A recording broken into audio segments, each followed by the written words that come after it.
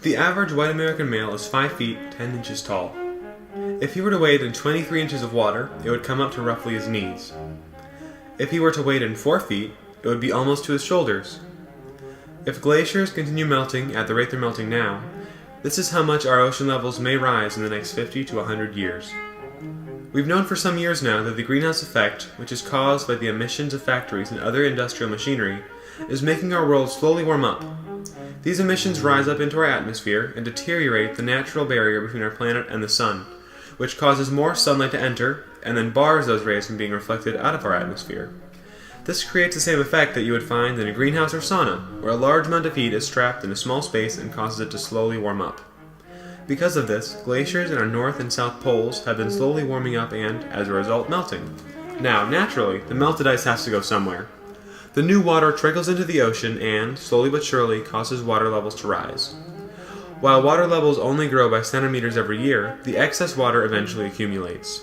A conservative estimate of future water levels would be somewhere around 23 inches, which would be just up to the average white American male's knees.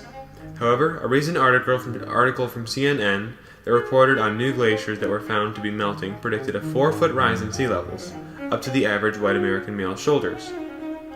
While this probably won't greatly threaten the average white American male, because most of America is either far enough inland or far enough above sea level to be unaffected, it does threaten several coastal regions all over the globe that lay close to sea level. Take the Maldives for an example. They are a beautiful tropical string of islands on which a nearly 2,000-year-old civilization lives and thrives.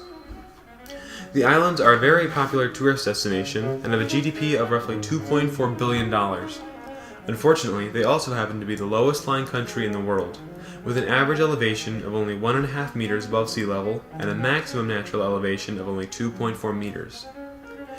In 2012, the president of the Maldives, Mohammed Nasheed, went on The Late Show with David Letterman and The Daily Show with Jon Stewart. He said that if carbon emissions continue as they are today, his country would be underwater by 2019, and that even if we were to stop carbon emissions now, we wouldn't see a change in the environment for 60 or 70 years. While it's rather unlikely that the entire country will be submerged in the next 10 years, if a 4-foot sea level rise occurs by the year 2100 as is predicted, the entire country of the Maldives will be submerged and will have to be abandoned. The population of nearly 400,000 people will have to find another place to live and leave their homeland, rich with tradition and cultural heritage. While the Maldives is possibly the country that is most vulnerable to rising ocean levels, there are also several parts of America that are at very low elevation and, consequently, that are at high risk. The highest danger exists in New Orleans and southern Florida, where they lie very close to sea level. While the increased average ocean levels may overtake some of their land, the real danger lies in storm surges. In the case of a hurricane hitting southern Florida, a corresponding storm surge could possibly submerge the entire lower half of it. In Louisiana, a storm surge could put New Orleans completely underwater. While all of these things seem very abstract and hard to comprehend today, they may very well become a reality in 50 to 100 years.